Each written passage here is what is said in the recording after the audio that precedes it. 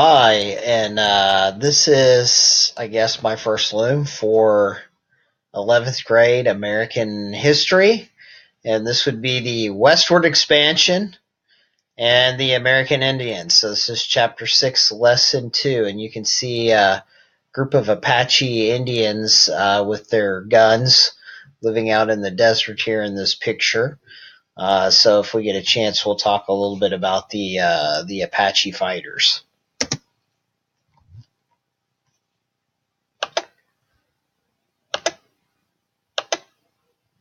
So here is our vocabularies in ELL in Spanish and English.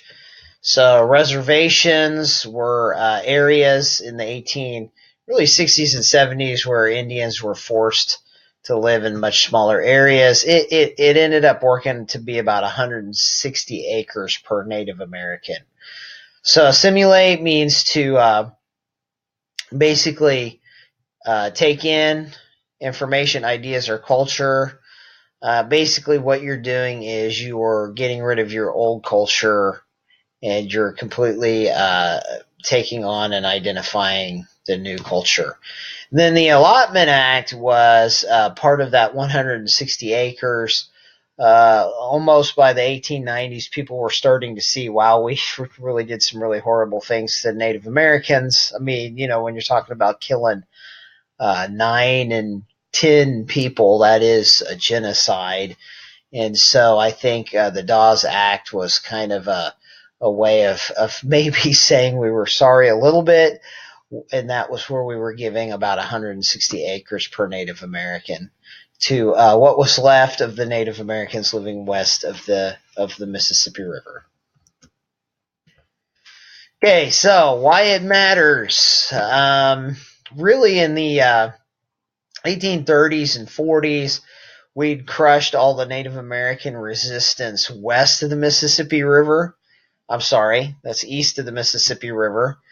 And that would be the Cherokee, the Shawnee, and those tribes we've always talked about in American history before. That would be the War of 1812, Battle of Tippecanoe, and the forced removal of the Cherokee and the Trail of Tears by Andrew Jackson. What happens to the Native Americans west of the Mississippi takes a little bit more time. So first, most Americans aren't even thinking about Native Americans west of the Mississippi until after the Mexican-American War. Really, it's the Mexican-American War where we take 50% of Mexico away that people really begin to think, hey, we could, there's lots of land to be settled west of the Mississippi. Now, Americans get sidetracked. There was this little thing called the Civil War. And so during the Civil War, we were so busy fighting each other, we couldn't focus on the Native Americans living out west. So really, it's not until after the 1860s that we really begin this campaign of Western, the final campaign to wipe out the tribes in the West. Okay, so culture's under pressure. So by the end of the Civil War, there's about 250,000 Native Americans living in the West. Most Americans didn't really view the plains as being very valuable. It was a hard land to farm. You had to have a plow that they hadn't invented yet to break up the grass roots that grew in the soil. And so they were like, let the Native Americans live there. But things started to change. First of all, the Civil War ends. We've got new technology. We've developed a plow that can break through that soil. And in addition to that, we're starting to build our railroad infrastructure. So it's Native Americans essentially meet this massive industrial power. And I can just tell you, it did not go well for the Indians living west of the Mississippi when they met this industrialized power that comes out of the Civil War. Anyway, most Americans thought of the Indians as being kind of one culture, one ethnic group, and that really wasn't true. there were several different tribes. They spoke different languages. A lot of them had different cultures based on the regions they lived in. Were they Plains Indians? Were they Southwest Desert Indians? Did they live along the coast? And so they really were several different ethnic groups, and they weren't a unified people.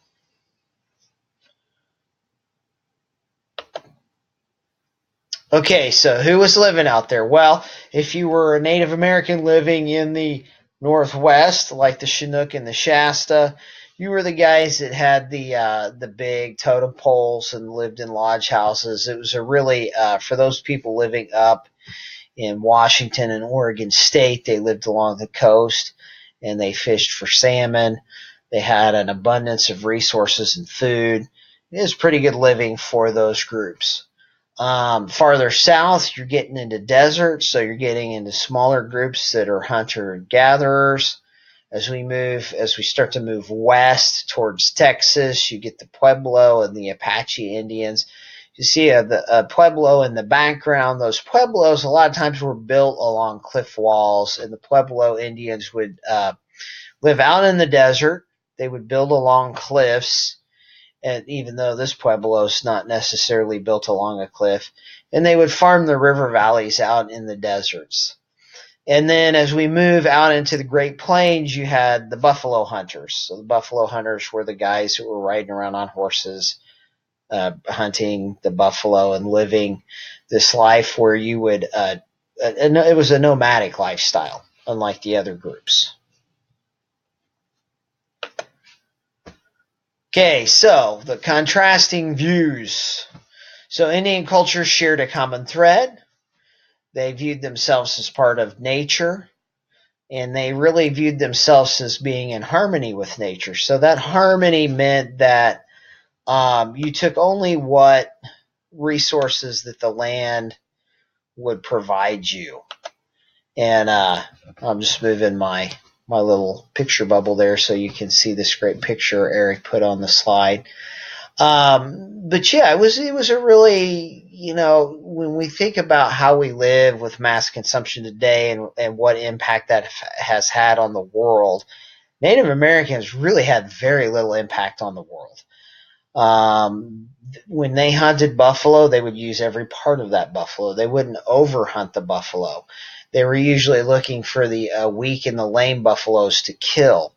And so that meets this American attitude. And the American attitude white people had was that nature was a resource from where we could build an empire of riches, right? We're there to mass consume. We want to fence off that land. We want to have a herd of cattle, and we want to get rich from that.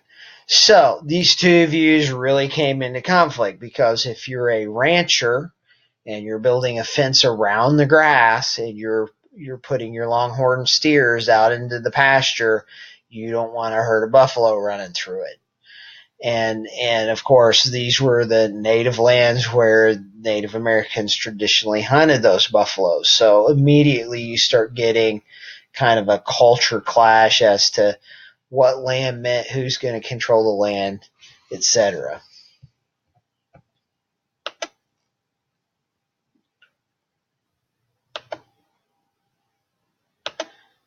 Okay, so injustice to the Native Americans. So in the early 1980s, government was making policy to move Native Americans to make way to white settlers. He probably meant to say 1880s. They were moved to the Great Plains, also known as the Great American Desert, so-called as it was, to be thought really uninhabitable because of those grasses. So in 1834, law regulated trade relations with Indians and strictly limited the access of white people to Indian territory. So really, the big thing here is that we had already moved the eastern tribes west of the Mississippi. And we told the eastern tribes, what was left of them, you have the land, west of the Mississippi were not really interested in these plains areas. Most of the white settlers were interested in California, so they were bypassing the plains. And so what you see is you've got a lot of settlement east of the Mississippi River. You've got a lot of white settlement along the coasts. Even there was Mexican settlements before that down in through Texas and up along California. You had a lot of Mexican settlements, and then that was replaced by American settlements. Really, the interior is not too settled yet. And so, in some ways, because of the Civil War, the Native Americans get a little bit of a break, but that all comes to a crashing halt when the Civil War ends.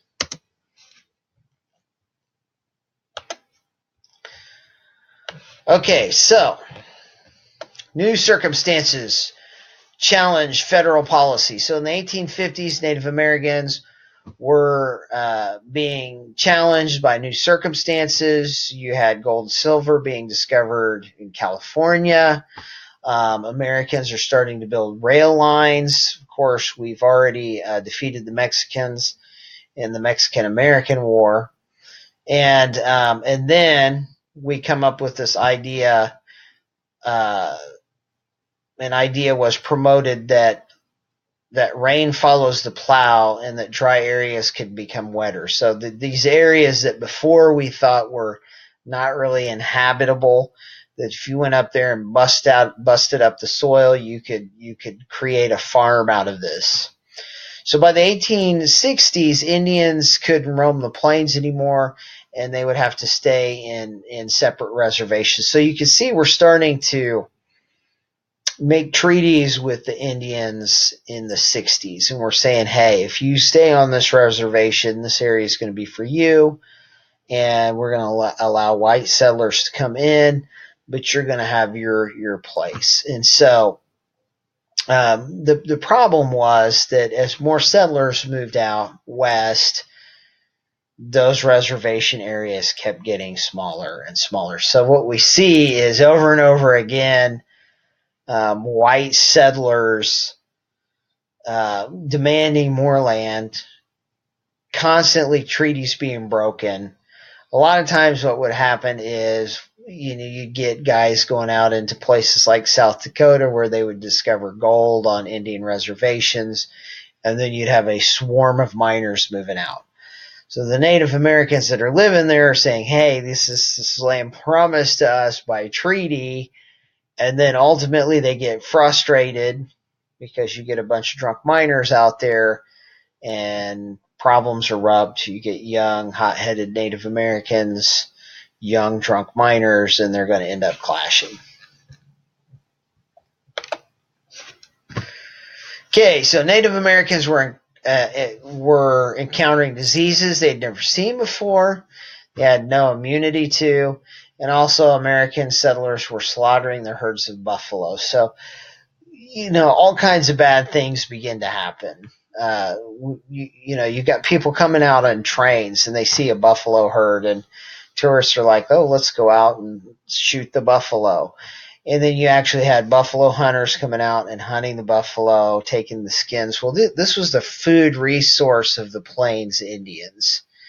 And so that coupled together with white man's diseases, you've got a lot of Native Americans dying off.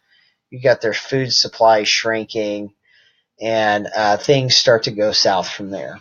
So you can kind of see a gradual progression of culture clash and hostility building up between the two groups. Okay, new settlers and the Native Americans clash. So during the Civil War, like I said, Native Americans, I don't know, you could say they had a little bit of a breather. That's not really true.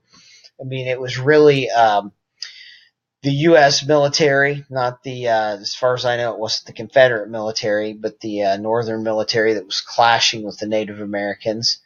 That'd be an interesting research topic to see if the Confederates ever fought the Native Americans. But what we see is that there were different tribes on different reservations that when the Civil War was taking place, they revolted. the Sioux, particularly, fought a war with the North during the Civil War. So I don't know if you could say they were necessarily allied with the South, but I mean, I'm sure that they knew that the government was occupied, and that was a chance for them to maybe rebel. So the Civil War set Native Americans and white settlers on a collision course. The big thing was that out of the Civil War came a massive Northern Army. It was massive. And in addition to this massive Northern Army, it was industrialized. Now we have got rapid fire weapons. We've got trains that can haul troops from point A to point B. So communication and transportation supported industrial growth. And as we start to shift, as the Civil War wraps up, and we start to shift troops west, that's really when the Indian Wars kick off. Oh, wrong direction. Here we go. So, rapid industrial development and expansion following the Civil War set Native Americans and white settlers on a collision course. And so you can see that here's by Jasmine, a quote from Horace Greeley. It says, "If you strike off into the broad, free West and make yourself a farm from Uncle Sam's generous domain, you will crowd nobody and starve nobody, and neither you nor your children need ever more beg." So there was this is kind of this big hope that, hey, just like our forefathers before us, we can move west, and there's plenty of land out here for us to have. The one thing I guess you could say before I switch slides here, the one thing I guess we should say is they're looking out west, they're thinking, oh, here's this great, vast resource in this open area where nobody lives, it's ours for the taking. But in fact, there were a lot of people that lived out there, right? There's 250,000 people spread throughout the West, and those tribes didn't want to give up their land.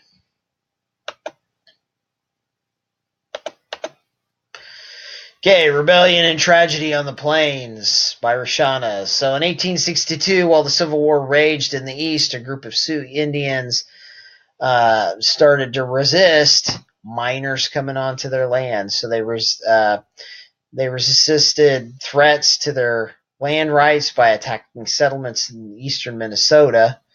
In response, the U.S. government waged a war against them.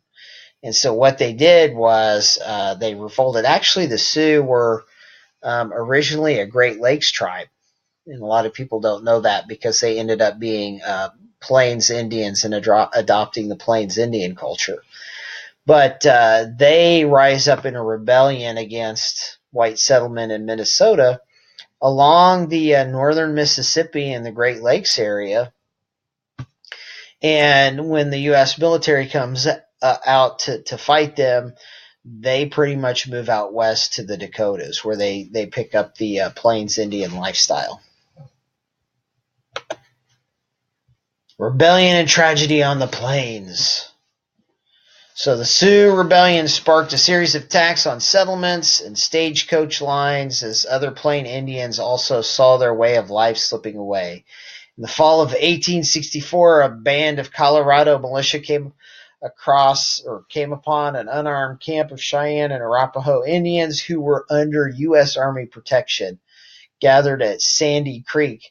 The troop opened fire, killing mainly men, women, and children, despite the Indians' efforts to signal their friendship by raising an American flag. In fact, this Colorado militia, who was then they were a Civil War militia, so we're kind of getting towards the end of the Civil War. These guys were under U.S. protection. They had signed treaties. They were placed on a reservation. They felt like they were allying with the U.S. government when the Colorado militia stumbled across them and just massacred them. This kind of thing happens again and again, and there's really no governmental jurisdiction out there protecting the Native Americans. And so that's why we call it the Wild West. It was relatively chaotic. And so what happens here is, the Native Americans are thinking, hey, the U.S. government has reneged on a treaty, and then they rebel. Well, ultimately, what happens in that rebellion is that we crush that rebellion and then take more of their land. So it's kind of this downward spiral in which we really more or less choose to just ignore our treaties. And then when the Native Americans get frustrated and they kill some white settlers or rise up in rebellion, then we come in and really crush them and take even more stuff from them.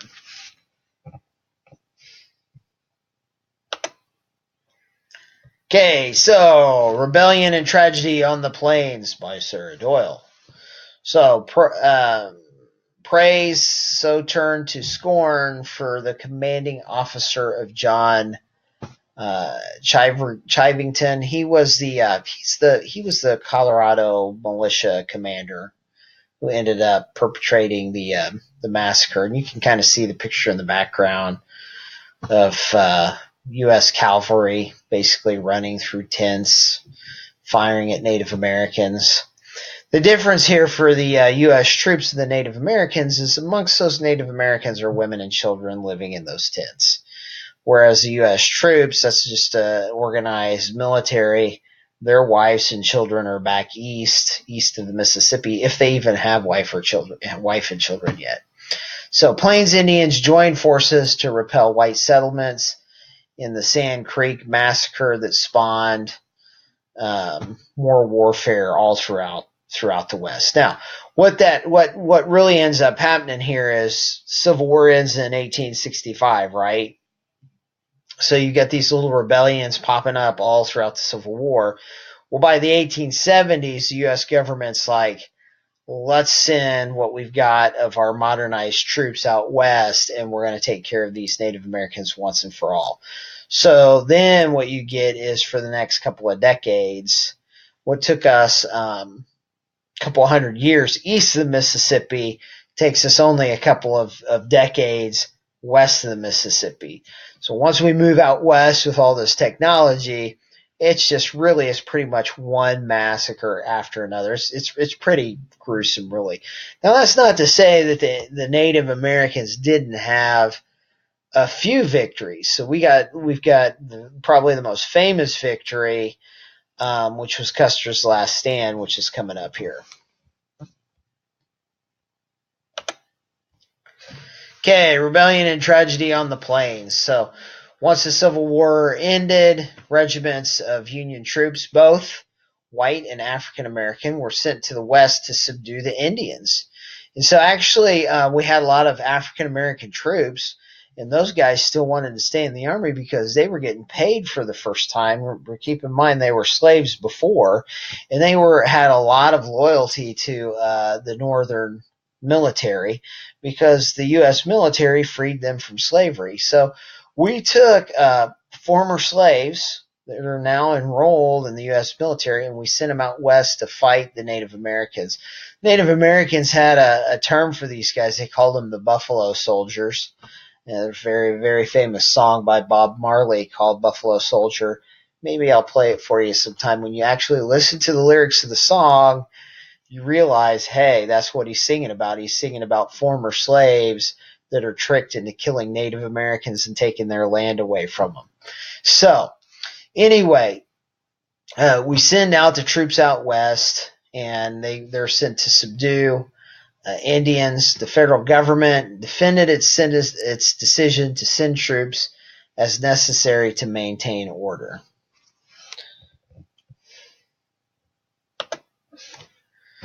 Okay, peace plans fail. So Plains Indians renewed their effort to hold on to what they had. The federal government announced plans to build a railroad through Sioux territory. And this is one of many, many wars that the Sioux fought. In fact, the Sioux might have fought more in these Western wars than any other tribe. But the legendary warrior Red Cloud and his followers lured Captain William Fetterman and his troops into an ambush and then killed them all. So there were these minor victories where the Native Americans would ambush. And surprisingly, these small victories played out huge in the Eastern media. These newspapers, like in Chicago and New York, would rant and rave about Custer's last stand. Well, in fact, there were only 250 men that were killed in that battle. If you look at battles that Little Turtle and Tecumseh fought out east, Battle of Tippecanoe, Battle of Fallen Timbers, you're talking about killing more like 1,000 men, right? So the eastern woodland Indians actually were somewhat more successful than the Plains Indians.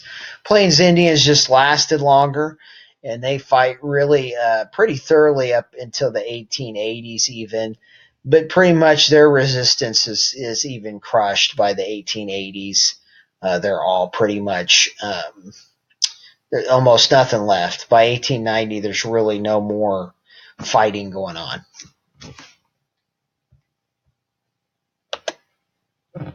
Okay, Indian policy. So the government's Indian policy came into question. Reformers and humanitarians promoted education for Indians, but Westerners sought stricter control over them.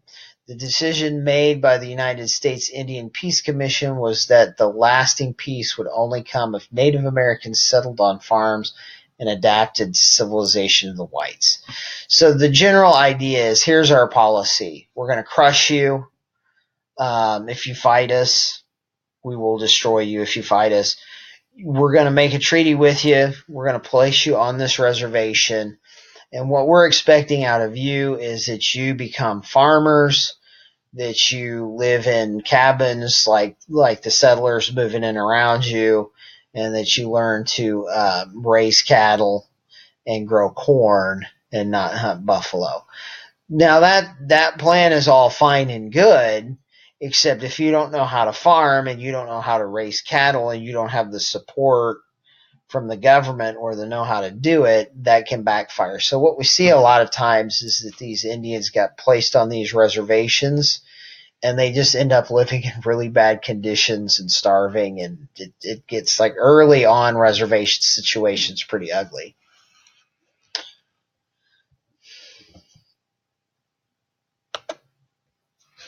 Okay, peace plan fails. So in an effort to pacify the Sioux and gain more land, the government signed the Fort Laramie Treaty in 1868. So you can see we're getting pretty close to 1870. The government agreed not to build a road through Sioux territory and to even abandon 3 forts. The Sioux and other who signed the treaty agreed to live on a reservation with the support from the government, and they were given a school and other community buildings were promised in that treaty.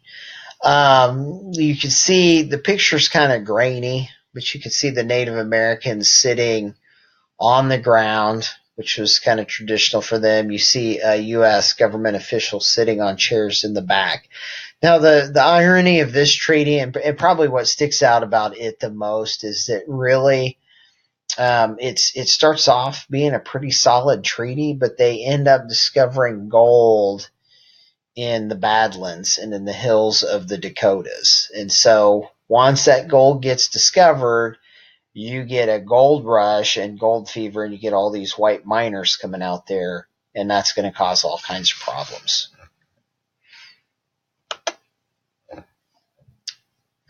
Okay, now, a lot of times you had Indian agents. So we have what was called the Bureau of Indian Affairs, and these guys are supposedly experts on Native Americans, right? And in fact, some of them had been adopted into tribes, and they knew both cultures very well.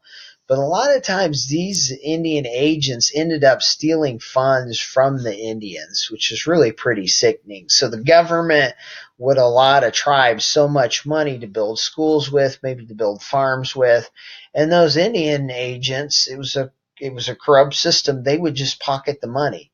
And a lot of times the Indian agents would walk away with more money than the tribes would get. And so some of these agents became rich from just pocketing the money instead of using it for what it was supposed to be used for. So some Indians obviously could not live within the imposed restrictions. Many drifted away from the reservation and resumed their traditional life. The military and federal government seldom offered services to enforce the terms of the treaties that were beneficial to Native Americans.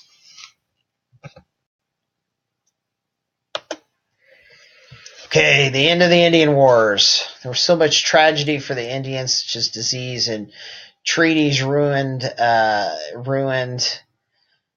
into violence. Indians were eventually confined to isolated and impoverished areas. And so it just was not good. Now, ultimately, what would happen is you'd have, again, kind of a set of wars, treaties broken, Indians saying, okay, we'll live on the reservation. That doesn't work out. You get the young men who are angry about the situation, angry about Indian agents taking the money, angry about miners coming on to the reservation, and then another round of wars kicks off, or another set of rebellions, I should say. Okay, the Red River War. So here are some of the more famous battles that take place in these in this set of wars. So the Red River War was a series of major and minor incidents that led to the final defeat of the powerful Southern Plains Indians. Ultimately, the U.S. government failed to enforce the terms of the 1867 Treaty of Medicine Lodge, and buffalo hunters were not kept off the Indian hunting grounds. The war ended when the last Comanche holdouts surrendered to U.S. troops. And so another big factor in that was that they were hunting out the buffalo. And we have documents where they were intentionally, like, they knew, hey, if we greatly reduce these huge buffalo herds that are running the plains, we're going to decimate the Native Americans' food supply. And ultimately, they're going to starve out. They're going to be forced to turn to farming, which is what we want them to do. We want them to settle down and assimilate. They're going to be forced to assimilate if their food supply is cut out.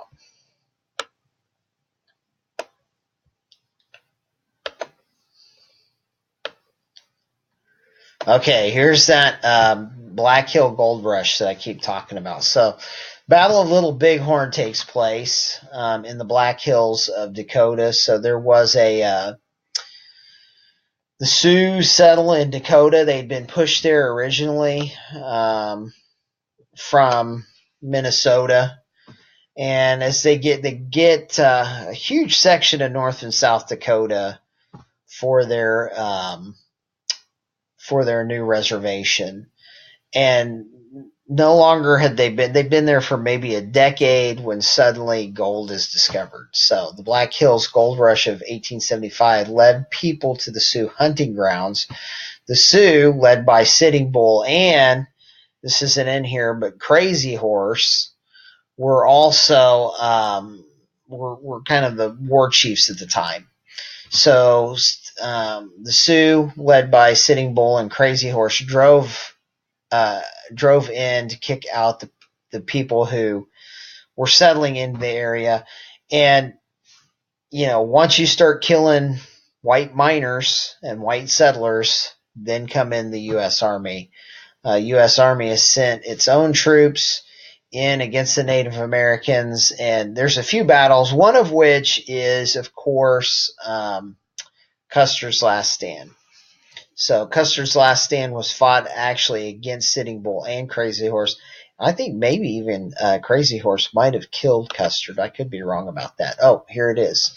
George Custer by Blake. So in June of 1876, a colonel by the name of George Custer led a small battalion ahead of his main force. So there's Custer in the picture below. Custer was a Civil War officer. He wasn't really very effective in the Civil War, hadn't fought in many major battles, but he remains in the military after the war. So a lot of people after the war go home. These guys that stayed in the Army really become soldiers of fortune, and he becomes a leading officer in the fight in the Western Plains. So he's a cavalry officer. Just a quick trivial note on Custer. He was graduated lowest in his class at West Point. He did graduate from West Point, but he was the poorest student at West Point. So despite the fact that his scouts were telling him, hey, don't go into this area. There are thousands of angry Indians in here. Custer was pretty much full of himself because he had won battle after battle. Well, it's pretty easy to win battle after battle if you're attacking small Indian villages that are mostly women and children. If you're riding around in cavalry that have, you have automatic weaponry. They had the load action rifle, the Winchester. I'm sorry, it was a lever action rifle, which was the Winchester. And it was just decimating the Native Americans. So they had a strategy to ride in on cavalry. They would hit a village by surprise, and then they would just shoot Native Americans coming out of their teepees. Well, this situation was different.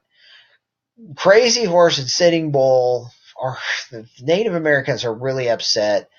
These are war chiefs that have had experience fighting the Americans, and they've got a very large group of Native Americans ready to go to war with the U.S. military. So Custer, despite being warned, charges ahead of the rest of the U.S. military into this area, and he basically stumbles into 2,000 Native Americans with his 250 men.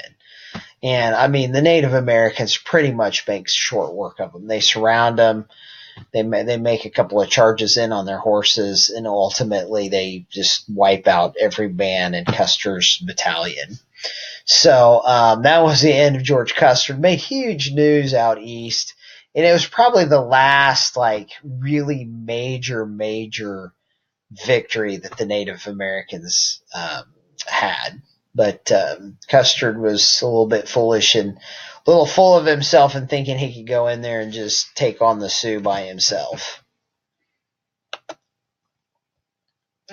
Okay, so after that defeat, that was a big shock for people back east. The army basically was motivated by revenge, and eventually just end up tracking down both Sitting Bull and Crazy Horse and putting them on reservations. Now, I'm not sure about Crazy Horse, but what ends up happening to Sitting Bull is he does end up getting involved in the Ghost Dancer movement, which we'll talk about, and the U.S. military end up killing Sitting Bull in the Ghost Dancer movement itself. Oh, and this slide says Battle of Little Bighorn, which was a continuation. They did attempt to move up into Canada and live in Canada for a while. And people are usually like, well, why didn't a lot of the Native Americans just go to Canada? Well, they tried. But imagine living in a harsh, cold Canadian winter. Plus your food supply has been killed off. The buffalo have been killed off. So it just didn't work out. They tried. A lot of them died in the cold winters of Canada, and so they came back south. Okay, in 1877, the federal government decided to move another tribe. So we're moving from the Sioux to the Nez Perce. The Nez Perce actually were one of those groups, kind of like the Cherokee, that tried to assimilate. And what ends up happening is they've built farms, they have cattle, and they're starting to adopt Christianity as their religion. And suddenly white settlers are like, wow, look at the valley these Native Americans are living in. That place is fantastic. We would like to set up our own ranches in this reservation. And so in their case, the Nez Perce had done so well that the settlers around the area were kind of jealous and wanted that reservation. By the way, Nez Perce means nose pierce in French. The first French fur traders that met the Nez Perce saw these big nose bones bones that they would pierce through their noses. I think you guys have probably seen pictures of them.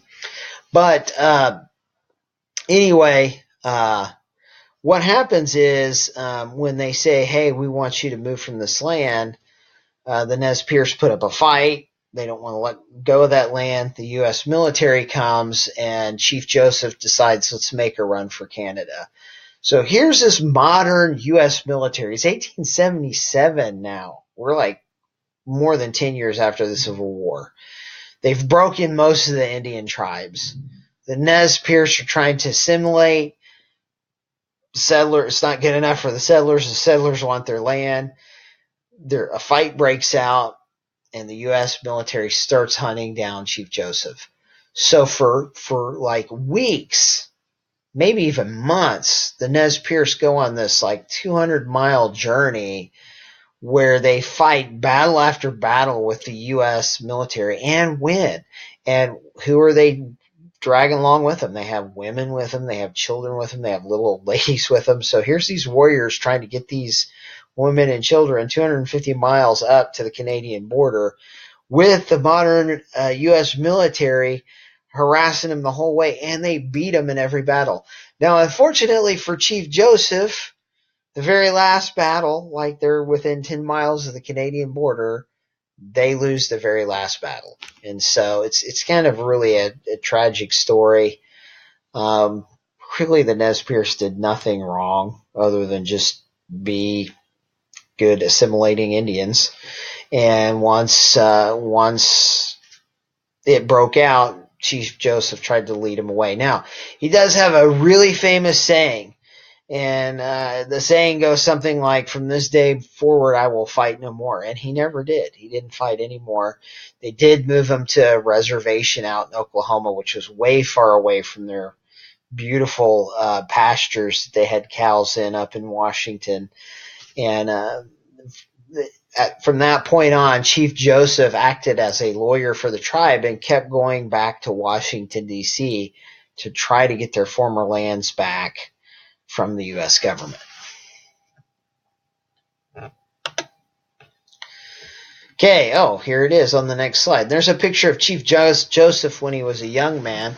Anyway, so they're on the border there between, I think, Idaho and Washington State. So farther west in Idaho, another powerful drama played out in 1877. Federal government decided to move the Nez Perce to a smaller reservation to make room for white settlers. Many of the Nez Perce were Christians and had settled down and became successful horse and cattle breeders. They had pride in themselves and a great deal to lose. That's really kind of a sad story.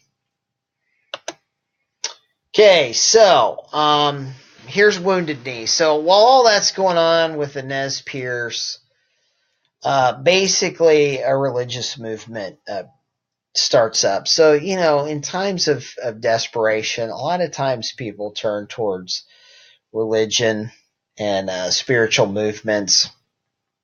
And what the ghost dance was the Native Americans believed that if they invested in their spiritual beliefs by performing certain dances, they could raise the ghosts of their dead ancestors, and these ghosts would come back and help them fight against the U.S. military. So the ghost dance becomes really popular with Native Americans across reservations everywhere. They're like just heartbroken and defeated. They're living in these poor conditions on these reservations, and they hold these huge dances. So you can see the ghost dancers in the background. They would hold these huge dances in which they were longing for the ghosts of their dead relatives to come back and help them fight against the Americans. Now, this kind of dancing, that kind of freaked out the Indian Bureau of Affairs. And so these Indian agents are like, hey, these Indians are talking about raising the dead and coming back to fight the U.S. military. And the U.S. military, think about it, we've been fighting Native Americans for 400 years now. So when people start to hear about that, Well, I think it's probably about 300 years at this point. So people start to hear about that. They started to hit the panic button a little bit. But the Native Americans, for all intents and purposes, were already defeated. Okay, so in an effort to stop the movement, the U.S. government ordered the arrest of Sitting Bull, the man who defeats Custer at Custer's last stand.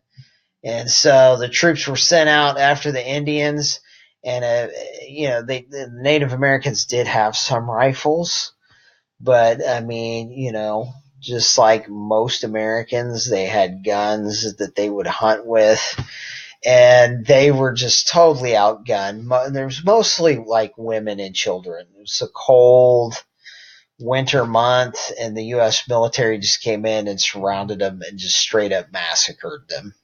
So, of course, in that battle, Sitting Bull himself is killed. And that is the end of the Ghost Dancer movement. And it's actually might be the very last massacre of Native Americans. I think it was the biggest, the last really large massacre. Because of the massacre itself and the fact that so many women and children had died at this point, the American public's kind of souring on the fact that we had just decimated the Native Americans. There's starting to be a movement at this point to be like a regret movement, like, oh wow, we've just committed genocide. And so when Stories of Wounded Knee came out, a lot of people were regretful that, hey, this happened and it should never have happened. Okay, now that was it. We broke their spirit. It's done. The spirit of the Native American is broken. And here is a very famous picture of what was a young Native American warrior. On the left, he's in traditional garb. On the right, he's dressed like a white man. And so ultimately, once we broke the Native Americans, what was left of them, we just said, hey, you're going to assimilate. So, basically what assimilation meant was you're going to dress like white people, you're going to live in a little house like white people, you're going to farm like white people, and you're going to become Christians. So making the Indians live in a confined area proved to be expensive. Policy makers believed that killing the buffalo of the Native Americans would change their beliefs and make them more civilized, that they would actually have no other choice but to become farmers. But ultimately, what ends up happening is it comes at a very costly, I guess, ethnic cleansing and genocide. And then the survivors that are left just cooperatively agree that, okay, the only choice we have is to just be like white men, and then they'll leave us alone. So the result of that is you have people like Helen Hunt Jackson right here in the picture. So Helen Hunt Jackson hears about what happens to the Native Americans. She's really the first person to speak out against the plight of the Native Americans. She wrote a couple of famous books, and it just kind of told the story of the genocide in those books. And so as a result, that's where we got the Dawes Act, where we tried to provide each Native American with 160 acres. The problem with the 160 acre policy was this. The 160 acre policy was based on really fertile land that we had out east, where we had lots of rain and rivers, and you didn't have to irrigate crops. And so the average family of, say, 6 to 8 living in Indiana could live on 160 acres.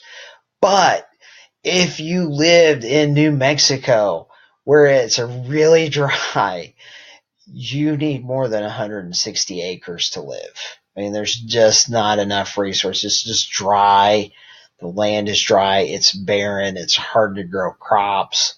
And so really okay, give me 160 acres of fertile farmland or give me 160 acres of desert. I can tell you the 160 acres of desert's not going to do me real well. So, but it was, I guess, probably the thought that, hey, maybe we can help the Native Americans out here if we give them 160 acres per Native American. Okay, another activist fighting in the cause for Native Americans here was Suzette Flechet, I think was how her name is pronounced. She was the daughter of a Native American and a French fur trader, and she was a very articulate speaker. So she would go on tours and speak at colleges and universities talking about the plight of the Native Americans, just telling a lot of stories, very similar to the stories I'm telling you guys on this Loom video.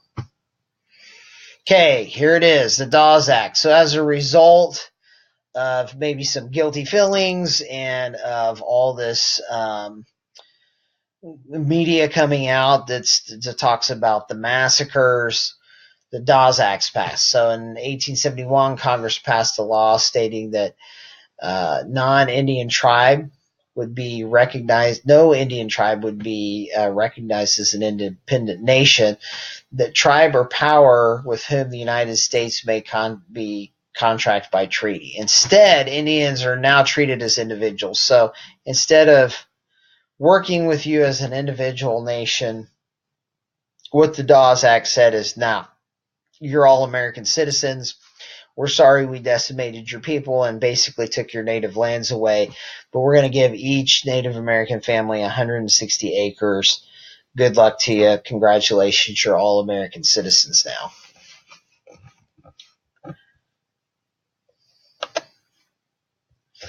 Okay, so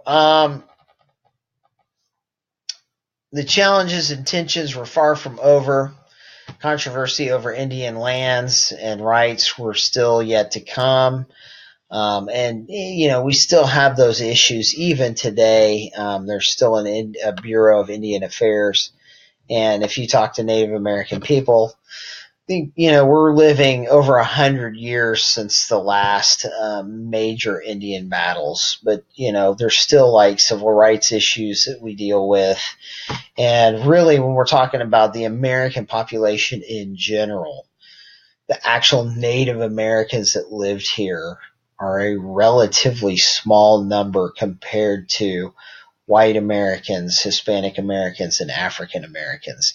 And the number of true Native American tribes that lived in these areas is greatly reduced. And so sometimes you're talking about, you know, like with the Cherokee Indian, there might only be 10,000 Cherokee Indian living in the United States. Maybe that number's off. We'd have to look that up. But, you know, compared to 300 million other Americans, there's not very many Cherokee. So it's really a small percentage of the population of modern America is Native American. And that comes from 300 years of basically what we would call a genocide.